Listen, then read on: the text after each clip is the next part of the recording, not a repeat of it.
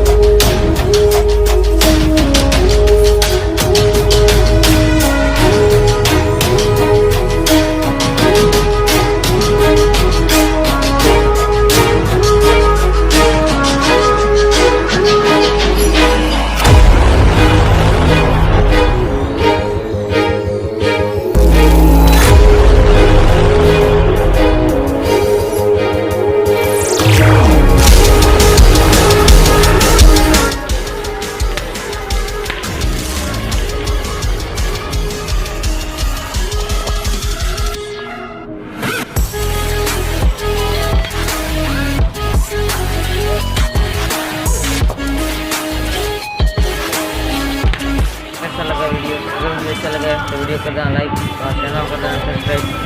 मिलते हैं अगली वीडियो में, तब तक के लिए नमस्कार, बाय बाय।